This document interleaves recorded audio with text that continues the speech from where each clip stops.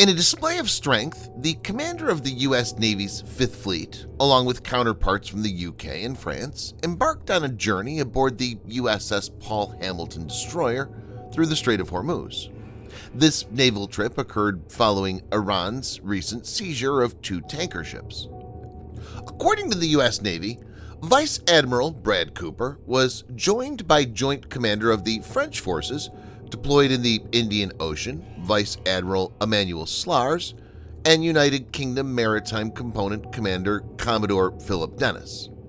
While aboard, the leaders met with Paul Hamilton leadership, observed patrol operations, and thanked crew members for their efforts. The U.S. Navy said, during the transit through the narrow strait, Paul Hamilton and UK Royal Navy frigate HMS Lancaster, F-229, passed one another as Cooper, Slaars, and Dennis observed. Lancaster arrived in the region last year and recently seized 3,000 kilograms of hashish worth $6 million from a fishing vessel transiting the Arabian Sea May 8th.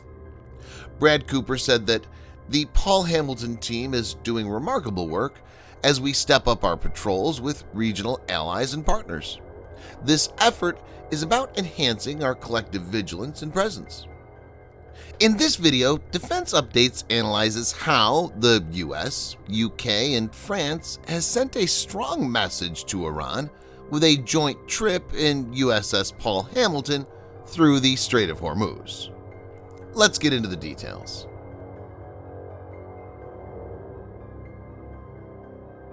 The Strait of Hormuz is a strait between the Persian Gulf and the Gulf of Oman.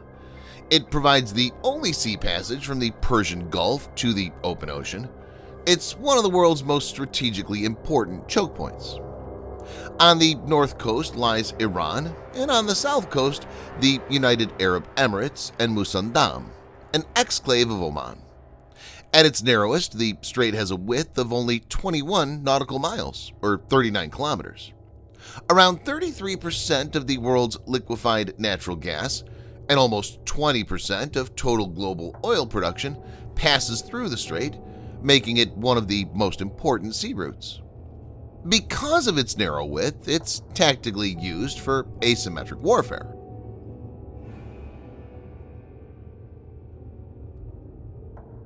Iran has hundreds of fast boats, some of which carry anti-ship missiles, whereas others carry suicide payloads. These boats are no match for full-fledged warships in the open ocean, but in constrained areas like the Strait of Hormuz, they can be a potent adversary. Being small in size, they can be maneuvered easily, and the high speed makes them a difficult target. Multiple vessels of this kind attacking a warship from different directions could be difficult to defend against. Iran also has a decent number of launchers stationed along the shoreline that can fire different kinds of anti-ship missiles.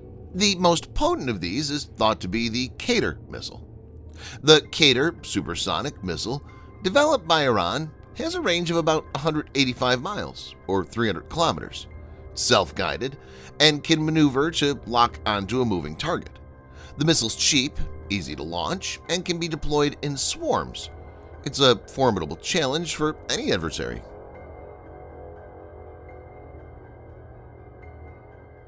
Since 2019, Iran has escalated its attacks on shipping, resorting to mining ships in the Gulf of Oman, launching drone attacks on vessels, and seizing numerous tankers from different nations. The purpose of the naval trip is to showcase the strait's openness and uphold the principle of freedoms of navigation. Over the course of history, the United States, United Kingdom, and France have consistently been the predominant naval powers operating in the Gulf, despite operating far away from their home territories. Reports said that the IRGC sent 3 fast boats to monitor the ship. Cooper said Iran's IRGC ships came within 900 meters of the Paul Hamilton. USS Paul Hamilton is an Arleigh Burke-class destroyer. Arleigh Burke-class warships were designed as multi-mission destroyers capable of anti-aircraft warfare (AAW), anti-submarine warfare (ASW), and anti-surface warfare (ASUW).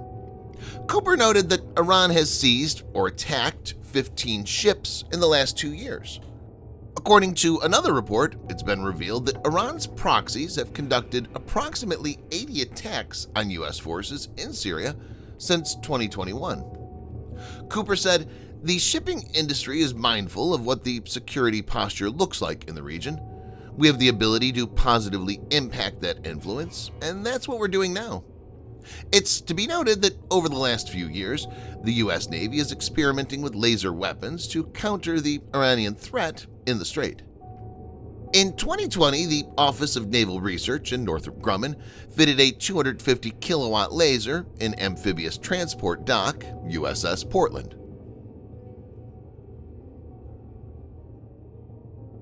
On the 12th of May, John Kirby, the White House spokesman, told reporters, "Today, the Department of Defense will be making a series of moves to bolster our defensive posture in the Arabian Gulf. By collectively traversing the Strait of Hormuz aboard USS Paul Hamilton, the commanders of the U.S., British, and French navies based in the Middle East conveyed their unified commitment to maintaining uninterrupted access to this crucial waterway. This symbolic gesture takes on added significance in the wake of Iran's recent seizure of 2 oil tankers. To put it mildly, the relationship between the United States and Iran has been unfriendly. Tensions have been brewing since the U.S. government, under President Trump, unilaterally withdrew from the Iran nuclear deal and imposed strict sanctions on Iran. The agreement had offered Iran relief from sanctions in exchange for limitations on its nuclear program. The Trump administration believed that Iran was exploiting the deal and pursuing nuclear weapon development. President Biden had pledged to restore the Iran nuclear deal, but progress has been limited and it appears to have taken a back seat for now. Concurrently, as the U.S. and NATO provide weapons and intelligence support to Ukraine, Iran is countering by supplying weapons to Russia, which has increased the animosity. Iranian Shahed 136 kamikaze drones have wreaked havoc on Ukraine. In this situation, the trip is a crucial step towards meeting the Iranian threat head-on. Subscribe for more videos like this. Hit the like button if you find the video interesting, and kindly provide your feedback in the comment section. This will help us improve.